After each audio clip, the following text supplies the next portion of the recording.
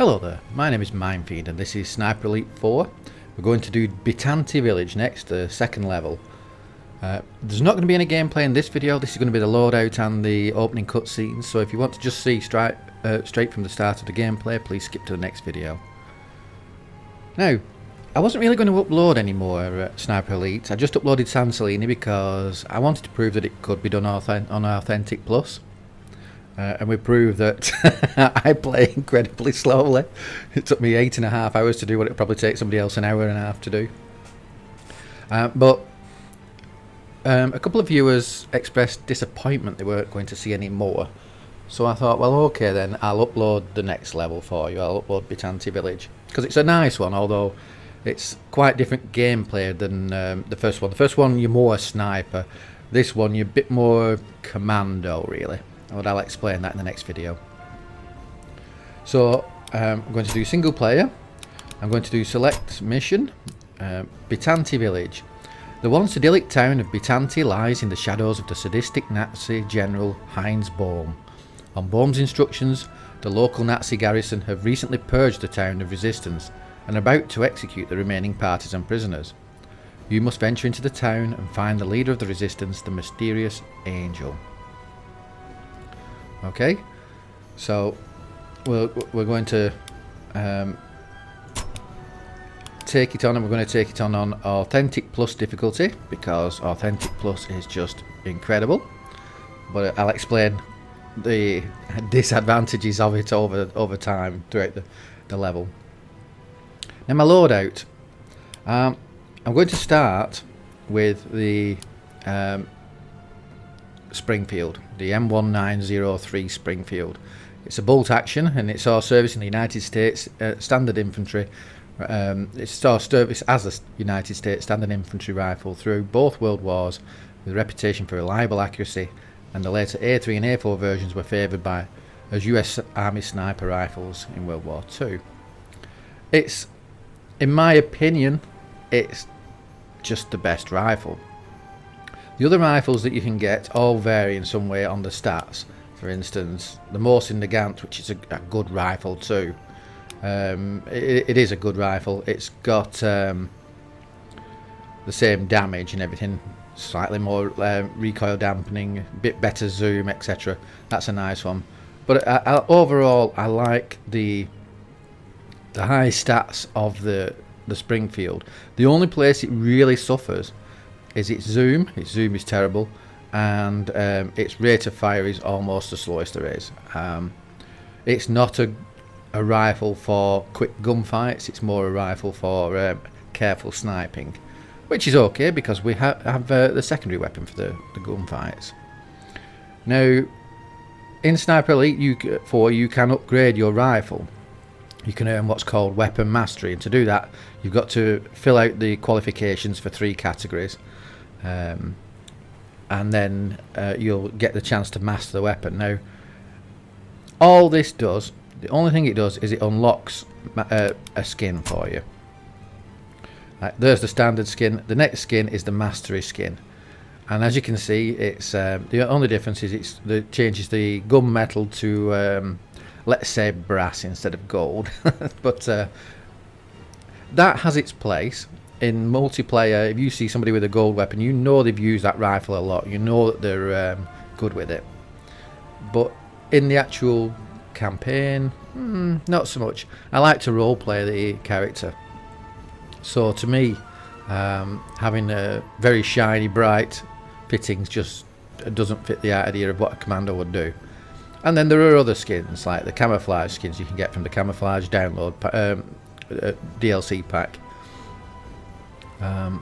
These all have their own place too. I would love to have that. It's a shame I don't have that one. That one's great. There is a couple of nighttime missions in the campaign, and that would have been a lovely rifle to have.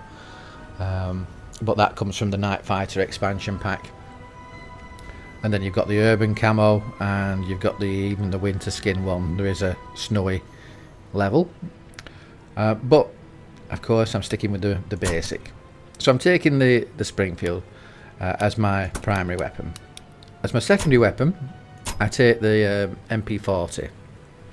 The machine pistol M40 was developed in Nazi Germany as a simplification of the MP38 and saw heavy usage by infantry and paratroopers. Between 1940 and 1945, more than 1 million units were made, and it saw wide usage during World War II on both the Western and Eastern fronts. It's a really good secondary weapon, is the MP40. Again, I've not bothered getting mastery with it because the mastery gives you, again, let's say the brass. It's cold, isn't it? But no interest in that myself personally, because I like to role play it. I like to try and, well, keep it not 100% role play-ish, you know, but as good as I can do. And there are other weapons. For instance, there's Thompson. If you look how the Thompson compares, it does a fraction more damage. It's not got the same muzzle velocity, it's not got the same accuracy or the range. It's got equal recoil dampening, and it has a much faster rate of fire. But again, the reason I take this is sort of like a bit of a head cannon. I think to myself, well, if he's taking the MP40, he's killing soldiers that have a lot of these. You know, half the soldiers there will have these. Therefore, he can pick up the bullets and a replacement gun if he needs to. Not really any other reason than that. And then finally we get to one of my favourites, the Well Rod. The Well Rod was an unusual British special operations pistol devised at the Inter-Services Research Bureau. Bolt action and featuring an integral suppressor, it is simple, reliable and extremely quiet. It was used by SOE, OSS, irregulars and resistance forces. I love the Well Rod. It's a silenced one, well, suppressed one. It's quieter. And it's my sort of like sneak attack one pistol. I'd rather have that than the loud pistols. It's difficult to use. It's very slow rate of fire. You know, you've only got 5 shots with it. It says 8, but I don't ever remember getting 8 shots out of it. We'll see. It actually gets its name because it was first made in Welwyn Garden City. That's where the well comes from. And the rod part is because when you can detach this handle to, you know, you can pull it apart to hide it and conceal it. You take the pistol grip off, and it's basically just a pipe, a rod. So that's where it gets the name Well Rod, Welwyn Garden City Rod. Again, look at his spinning, the way he spins it. I love that. That action is so cool. Again, you can get mastery, which proves how good you are with the weapon, but it's not something that interests me. My other loadout, you can select this. You can choose items for your tactical slots, and you can have things like stick grenades, TNT. You know, you can take your S mines, your tripwires, telemines. But the loadout I like to take 2 medikits, and then I like to take extra suppressed pistol ammo. I think this gives me 5. Does it give me 5? I think each one gives me 5. So I take 2 lots of extra suppressed pistol ammo and 2 lots of extra suppressed rifle ammo. I have a love-hate relationship with suppressed ammo. And believe me, I'll explain about that in the actual level itself. So there's only a couple of things left to talk about here. Now we've got the default reticule. I like this one. I like the mil dot ranging. Can take whatever crosshair suits you. You've got plenty of options, you know, and there's some quite nice ones, but I've just got used to the default. And finally, your skill tree. In the normal game, you get experience points for kills, for shots, for for completing missions, completing objectives. You get experience points, and you level up. I'm level 49 there. I'm a Colonel Mark IV. Level 45, aren't I? Which one of them's the right one? Anyway, the thing is, it does not apply on authentic difficulty, and it does not apply on authentic plus difficulty. Because what it does is, I'll show you the skill tree.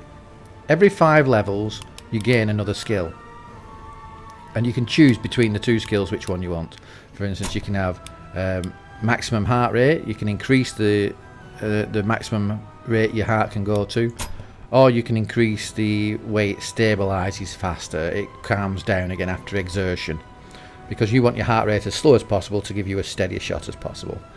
So, but I've selected these, but they're of no use to me whatsoever because they don't apply on Authentic Plus.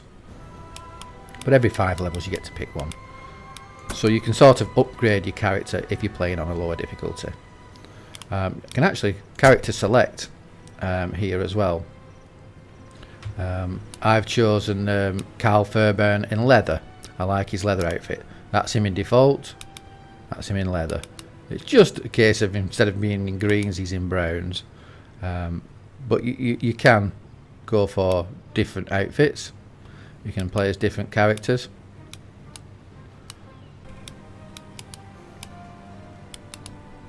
But there we are, that's the loadout we've got for the game.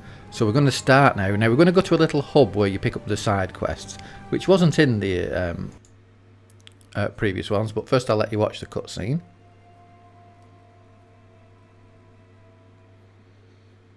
One name kept coming up from San Celini. Andreas Kessler. Genius rocket scientist. Pioneer of guided missile technology. Philanderer. Alcoholic. Committed Nazi. Kessler's specialty was long-range missiles. But SOE thought he couldn't solve the radio control issues. The destruction of the Orchidia suggests we were wrong. Very wrong. There's no doubt the Orchidia was an easy target for a test. But if the Nazis have a controllable long-range missile, it would completely transform the war in their favor. American intelligence, OSS, think Kessler is in Italy, probably under the protection of a brutal Nazi general called Heinz Boehm. I've been dispatched to the coastal town of Bitanti to meet our OSS contact. With the invasion of Sicily imminent, it's crucial we find out what the Nazis are up to.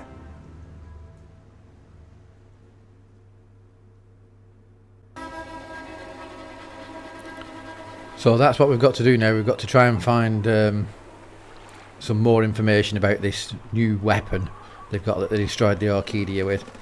Now, we didn't used to have these little quest hubs, I suppose you could call it. It's just like a little level beforehand. Just going to pick up some ammo here. Now, first of all, I'm going to pick up a couple of quests from Mother Hen. Oh, I love Mother Hen. Her voice is so good. She's actually voiced by the same voice actress that does Sophia, the angel. And when you hear Sophia talking, you'll realise what a wide range of character voices the actress can do. But this one's my favourite. I love the old received pronunciation English. It's just brilliant. Red Fox calling Mother Hen. Red Fox calling Mother Hen. Receiving you, Red Fox. American observation plane has spotted relay tower on outskirts of town. Neutralize mobile radio operator before he can summon reinforcements. Also, deal with the sniper. Out. Red Fox out. Oh, Mother Hen, how I adore you. So, she's given us 2 side quests there. I'll talk about those when we start the actual level in more detail. Now, here's Weaver. Weaver is an interesting character. He's very sharp. He knows a lot more than he lets on, of course. And what he says actually has a lot more meaning than it seems. Sometimes he says seemingly casual phrases that you just think, oh, that's just, you know, just a generalism, but it actually means a little bit more. The only thing with Weaver is I don't like his face. They seem to have put a lot more work into Carl's face, of course, because they've been working for so long, than they have with some of the other characters. But Weaver's face just seems a bit uncanny valley to me. Lieutenant Carl Fairbairn. Nice job on San Celini. especially given the circumstances. A lot of brave men died on the Orchidia. We need to make sure their sacrifice was worth it. We need to find Kessler. Yep, they told me you were a to-the-point kind of guy. I'm Jack Weaver, by the way. OSS appreciates the necessity for urgency, Carl, but we have to be a little careful here. What do you know about Heinz Bohm? The Butcher of Bologna. Yeah, Bohm is a sadistic bastard, a slippery one too. We still don't know what he looks like. Oh, his handiwork, though, well, it's everywhere. We think he's the one handling Kessler. Find Bohm, find Kessler, I get it. Your people think the best bet is to reach out to the local resistance. Given our past experience with the partisans, we, think it might be a little difficult, but we're willing to give it another try. I need a name and a location. The leader is a woman by the name of Sophia DeRocco. They call her the Angel. You'll find her in the town. Okay, I'll give it a try. Carl, listen to me. The Nazis have been conducting a rastrellamento. They've been sweeping up the town, rounding up partisans, and chances are the executions have already begun. Do you know where they are? Your guess is as good as mine. Partisans have an HQ. You find that, might be some help. I'm on it. Carl, this place, it's a tinderbox. You just need to find something to start the fire.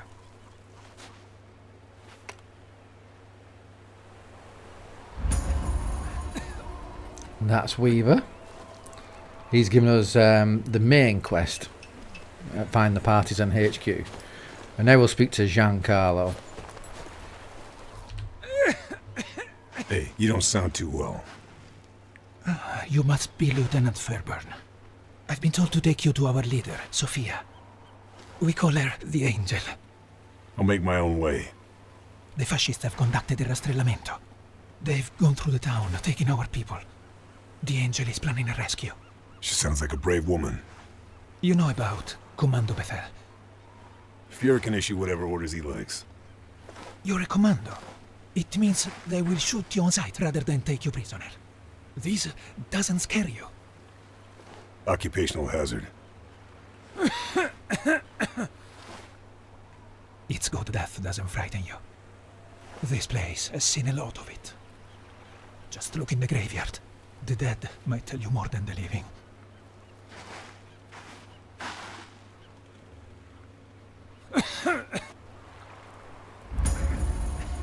So that's a tip to go and search the graveyard. It might give us something of interest. Now, just before I do start the level now, I'll show you one more thing. Can I? Oh, not here. Can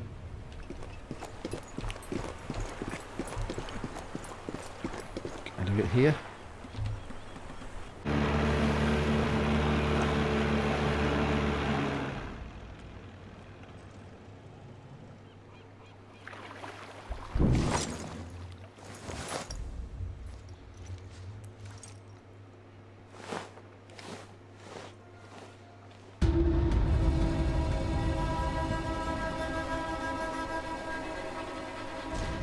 Here we go. Yeah, you can do challenges on the maps. These are really designed for replayability when you've played through the campaign and you're looking for other things to do. So you can like do a challenge. So you can do things like this: spend less than 3 minutes in combat, kill an enemy every 2 minutes, and you have a counter. So you start, kill an enemy, after you have to kill another one, or rifle only, no other weapon may be used. These, like I said, they're just to extend the length of the game, just to give you something to do afterwards.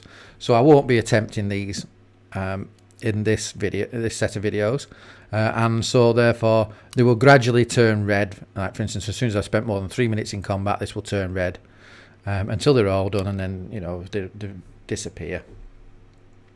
But that's it for now. I'm going to cut now onto the next video so that people who didn't want to sit through the rather long-winded explanation of my loadout and the cutscenes can jump straight in. So thank you very much for watching. I've been Mindfiend, and I'll see you on the next one.